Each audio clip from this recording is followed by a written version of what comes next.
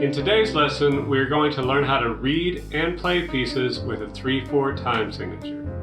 The 3/4 time signature is really common in all types of music and requires a different way of counting than playing in 4/4, which is the most common time signature for most types of music. Whether this is brand new to you or you played music in the past, this lesson should help you feel more confident when playing in 3/4. My name is Michael Stegner. I'm a musician and teacher who loves sharing creative ways to learn music based on years of touring, performing, and teaching. All the songs mentioned in this video can be found in a book I wrote called Beatbots. I'll put a link below so you can order the book. Please remember to like and subscribe if you like the video and want to see more in the future. When you see a 3/4 at the beginning of a piece of music like this means that there are 3 beats in every measure and a quarter note gets 1 beat. So that means a measure will look like this.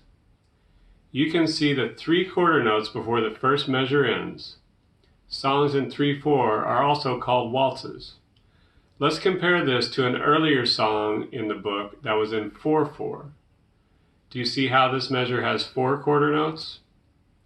Now that you know the difference between 3/4 and 4/4 on the page, let's talk about the 2 different time signatures sound. If we create a groove like this in 3/4, it will look and sound like this. As I play this, we can count along like this. 1, 2, 3, 1, 2, 3, 1, 2, 3.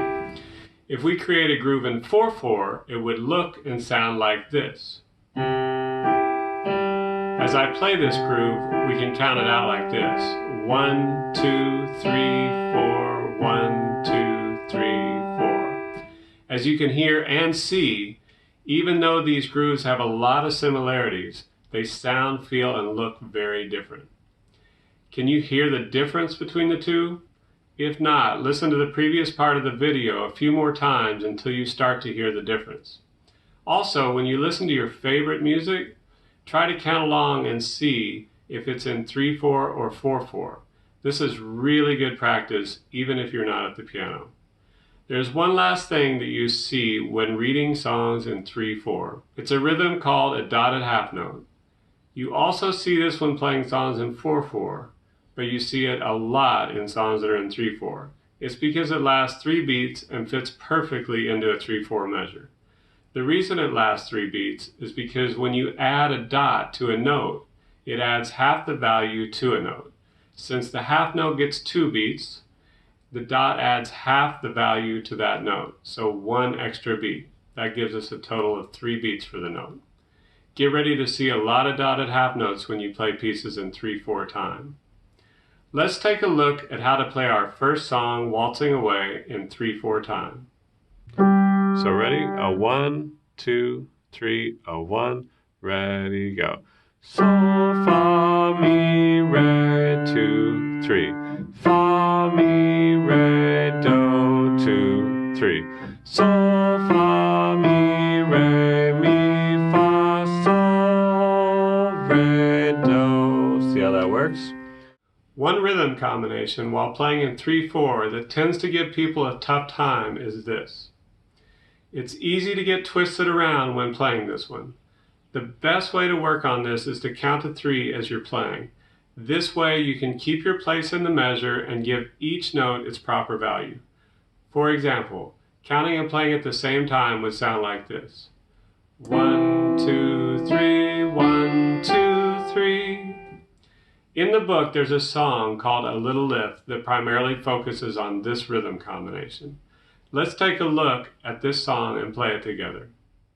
A 1, 2, 3, a 1, ready, go. 1, 2, 3, 1, 2, 3. 1, 2, 3, 1, 2, 3. 1, 2, 3, 1, 2, 3. 1, 2, 3, 1, 2, 3. I hope 3/4 time makes more sense to you now. Practice waltzing away, swaying in the breeze, a little lift, and dancing feet on pages 26 and 27 along with the slow, medium, fast, and pro practice tracks. This should help you feel very at home playing in 3/4 time. Remember to like the video and subscribe so you'll know about future videos. If you would like a copy of the book, I'll paste a link below. Have some fun with this, and we'll see you next time.